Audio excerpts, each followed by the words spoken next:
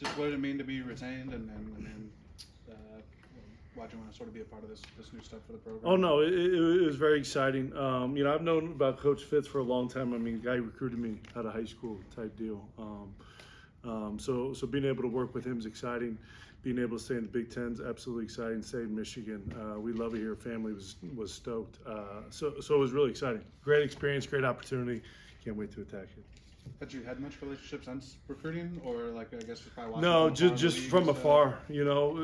More knew of each other. Probably more me knew of him type deal. But watch from afar, seen what he's done for years in this conference, and probably one of the more well-respected guys across the country. So when I had the opportunity, I was all about it. Jump right on it. What was your impression of him when you were viewing from afar, and what have you seen that? Yeah, I think my impression of him early on, before truly getting to know him, was this guy's a player's guy. He's all over it, high energy guy. You always knew he was close with players, just former players, like the relationship he built with them, the tough love mentality. And then I've been able to see it now, just some of his former players that have come back, the guys that are working up the office that played for him, right, trained for him, that want to be part of what he does continuously. It just shows what he is as a coach. With just the off-season turnover and Yep. the way your room changed, what stands out about this group that you've been able to coach? I think what's fun about this group is the opportunity of growth is huge, right? You got guys that have played in games, that have played meaningful reps, but not enough consistently. So the growth, seeing it, it's like every practice. Even when you got the freshmen coming in, it's like every practice, like you see Eddie Whiting just get better. And it's so visible to the eye. Where when you have some older, maybe more experienced guys, it's the little things that you're gonna get better at. So that's what's been fun about the room this spring. Is just every practice, it's like, man, we made huge gains here. This is what we got to get better at now. We've made huge gains there the next practice, and so on and so forth. That's what's been the fun part about it. Pat mentioned Eddie Whiting Tuesday too. What stands out to you about him? Look at him. I mean, you can't miss him. The guy's a tall glass of water. He's a massive, massive man, and he's not even like strong yet. Like, wait till he hits that weight room for a full cycle. The guy's standing at 6'6.5", 252 pounds, and he's just going to continue to get bigger, stronger, faster, and he's a sponge. Like, he loves football. He speaks to him. Dad coaches, right? Comes from a sports family, so it's like football just speaks to him in that way, and it soaks it up. High football IQ, and he's not afraid to stick his face in there and block somebody. He committed to you guys early, and then stuck with you guys obviously through a change. Right. How'd you guys get that done, and what does that say about him? Well, I think a little bit of that too is the family, being a football family, knowing who Coach Fitz is, right, and what he's all about, and Coach Fitz, I was obviously talking to him, and then guys on the staff, myself being retained, Coach Woods recruited him at his previous institution, like them knowing who's going to be around his kid, who's going to be involved in this program, excited them, right, excited most of the guys that stay. Joey was the same way. So it was kind of fun having that aspect to it, because the guys trusted it and they stuck with it, and that says a lot about them as people too. How is the tight end position now different from what it was 2 years ago here? How's the tight end room? I think length has been big here. We tend to get long guys. I think the thing that I always talk to the guys is we're not a one-trick pony. We're going to block the C gap, and we're going to stretch the field in the pass game, right? And that's got to be our superpower. We got to be able to do both. We got to be able to do both at a high level. So for me, I think the biggest difference is what we're doing up front physically, how we're doing it, and then still able to stretch the field and help that QB be a safety blanket for him. What's different in what you're doing up front?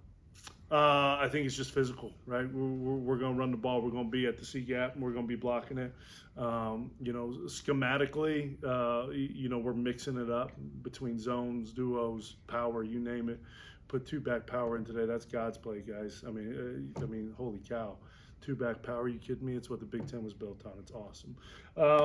So that's a little bit of a difference. Moving around certainly a little bit more, which is fun. Shift emotions. We're going to captain that. We're in charge of that. We're going to help the receivers get lined up. So that's a little bit of the difference you see. Who's the fullback on two-back power? Who's your tight end? and H? We'll use both. Jay Quinn will get in there a little bit, obviously, and some of that stuff when it comes to it, right? But working Jaden in, Gulk in, right? Just guys that can be positionless, and we're going to be big in like, hey, if you can block two-back power with the right guys that can go in and run 4 verts the next play, So whoever can do it the best is who's going to be in there. Who were those players again? The fullbacks? Who did you just mention? I said the H's and then the fullbacks Jay Coyne. H is, YH, you got Jaden playing there, Gulk playing there, Joey doing some of the H stuff. So, and then fullback is Jay would be listed as a fullback. When you mention versatility, just name dropping, but Carson Gulker and his ability. I mean, he's played quarterback, he's played all over the field. How neat is it to get to coach a guy like that, and what can he do for this offense? Yeah, no, it's a lot of fun. Coach Sheridan calls them positionless players, right? You can line up like the C gap, line up a QB. He's done that. Done Wildcat, and he's been split out. He's come out of the backfield. He's done it from split receiver stance. So it's just fun. It makes you creative, right? It makes it harder for a defense to defend. We're trying to make the DC's brain spin a little bit. And how you're going to play him? You're going to play him in base. You're going to play him in nickel, right? If you got nickel in, great. We'll shrink it down, run the ball. If you got base in, great. We'll spread it out. It gives us the ability to do some of that stuff. We can be creative. He can throw the ball too, right? So we won't keep that out of there. He can bomb it. We got a couple guys in the room. BP can bomb it about 80 yards, I think we saw the other day. So we're going to be creative. We're going to find ways to use him and use his skill set. Carson does so many things. What's he do the best right now for you? And what are you trying to also draw out of him more consistently? I think that's a good question because he's still learning the position a little bit, he played it, but he'll be the first to tell you he was never going to tight end Indy. You know what I mean? So he's still learning it. He runs, he's extremely good with the ball in his hand. That's probably one thing that sticks out to you, what he does really well. But him learning the position, it's kind of fun because similar to Eddie Whiting, it's like, dude, he's growing every day. You see the growth every day, just how he moves as a tight end, whether it's run blocking or route running. He's not going to be able to just run past guys all the time, so he's got to be efficient with some of his stuff. What he's doing is moves at the top of the route, tacking an edge, all the fun things there. Have you ever had a tight end who could throw the ball like Gulker? Have you ever had one do it in a game? I don't know if I've had a tight end like that. We had a kid at Oregon State. His name was Jack Coletto, who won the Hornibrook Award. He was kind of Swiss Army guy. Played fullback for us, linebacker, and then Wildcat QB. Could throw the ball a little bit too. I think he only completed 1 pass in the Wildcat package, but there was plenty more for him. We just never called him. So with Nick Sheridan, you talked about playmakers and such, for the offense that he's shown at Alabama and all these different stops. What stands out to you as what makes you want to coach with him and be a part of that? Yeah, he's super detailed, right? He's on top of it. He's super detailed. He asks a lot of the guys. He puts that on the guys to do, and he holds them accountable for it. He's creative in what we do. There's only so many ways you can run 4 verts, but different ways you can get to it, different calls you can get to it that help the QB alert into it. He puts a lot of pressure on the QBs, right? It's a QB-driven offense, right? If we're going to be great, it's going to be because of the QB. That's the thing that he'll tell you. So he puts a lot of onus on the guys, right? And he challenges the guys. He's detailed in the fact that, the fun thing for me is he's coached tight end before, so he understands that position really well. He won't ever say it, but he's biased towards that position, similar to me. I played it, I coach it, I'm biased towards it. So you see enough 12 out there that makes you pretty fired up as a young tight end to see that running around. So you've been shouting out Eddie, but I guess some of the other young guys, Savoy, he had that nice catch against Boston College last year, and then I guess Joey Cotto, he's still learning the position pretty much as well. Right. What if their progress? No, I think it's fun. You talk about the blend of some of those young guys. Jaden Savory coming out. I think he's had a heck of a spring. His big challenge is putting it all together. Run, pass protection, you name it. He's a smart kid. Football's always spoke to Jaden, so it's been great with him. Learning a new offense, learning a new scheme. But he dives into it, studies his butt off. He's on top of it. He could be a little bit more vocal. He's kind of the quiet guy, big smile, infectious that way. but it's like be a little bit more vocal, be a little bit louder, and he makes plays in the pass game, as you guys have seen. And Joey's great. Joey's a big athlete. You know, again, another guy similar to Golker, right? He didn't play tight end. Like he wasn't a ranked tight end on 24/7 on Rivals and all that stuff. He was a QB that we saw running around. He caught the ball every snap by just doing this. Said hut, and he catches the ball. That's how I knew he had hands. No, I'm just kidding. I watched him catch the ball too in practice. But they put the ball in his hands a lot. He could run. He's fast. He's athletic. Oh, by the way, he's 6'4.5". He was 228 pounds when he got here. Now he's about 235. So. And again, it's him learning the position, him learning the scheme, him learning the blocking. That's been his big hurdles, and he's attacking it. So. Jaden looked a little bigger when we see him out there. Yeah. Definitely, freshman year to year two. And Rios also, I think, looked a little bigger. Was those some off-season goals for those guys? Yeah, I would say Jaden did gain some weight, gain some muscle. I would say Kai more than anything is slimmed down. Done a nice job with the dietitian, right, with the weight room. He's still a big guy, he's still 260 plus pounds, but he looks lean, and he's moving better than I've seen him moving since he's been here, and even previously when he was at Indiana State. But I would say that a full cycle in any college program, right, is going to get you to kind of where your goals need to be, as long as you have goals, right? And those guys set out goals for themselves. Right, Kai was to work on his body, right, body comp. Okay, Jaden was to gain the right way, and you've kind of seen it a little bit in this off season, which has been good. With Kai, when you recruited him, because I remember seeing him. I mean, you guys had a bunch of guys ahead of him in the room last year, and gave him the opportunity to play when later in the season there was some attrition. But I wonder, when you had recruited him, what was the vision, and how has that changed since you've gotten to sort of get under the hood with him? Yeah, I think with Kai, he's a smart kid. I knew the OC that he had played for, a guy by the name of Mike Bath, who I've known for a long time, and Kai was a big kid that we thought could do some stuff up front in the run game early on, and teaching him and getting him in the weight room, getting him with the dietitian here at Michigan. Nick Farrell's the best. Getting him with those guys. We kind of saw that this kid can go from just a wide blocking tight end to kind of growing his game. Again, not being a one-trick pony. And he's starting to show that, which is fun. He's aggressive as all get out in the run game. He moves people. As big as he is, it's kind of fun to see him get out and get a ball out in space and turn it into some yak. So.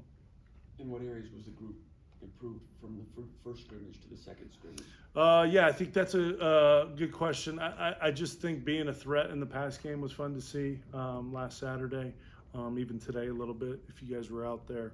But I just think overall energy and attention to detail.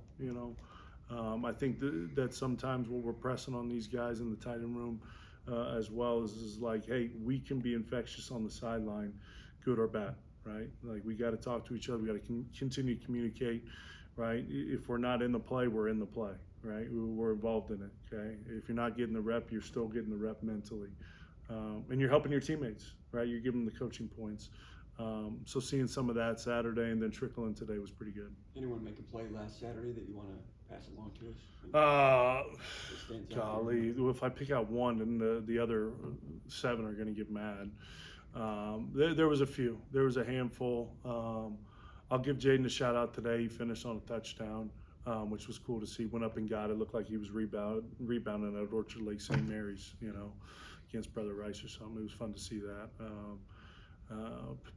Who else made a big play? BP had a handful of just nice yak catches today. And then Kai had a couple good yak plays Saturday. And then Eddie had a big one. There was a picture of him. That's who I probably should shout out. He caught a big one up the middle. Can't miss him as a target, guys. He's big enough. I guess I just shouted out like the whole room, so I apologize for that. But how's Pear Check coming along? It's been great. With BP, it's just been consistency, and consistently doing his job and consistently attacking it. And then, too, in the same respect of, like, not overthinking the last play. Next play mentality, right? Knock mentality. If you guys have seen a little bit, but he's owning it. He's a smart kid. He's always been smart when it comes to football, academically as well. Shoot, I was sitting at his academic gala the other day from Michigan State. But he's always been a smart kid, and it spoke to him. So the offense, learning a new system hasn't been too hard for him. Still applying some of the same technique stuff, which is nice. Who's got the best highlight reel in knee hockey? Who's got the best highlight reel in knee hockey?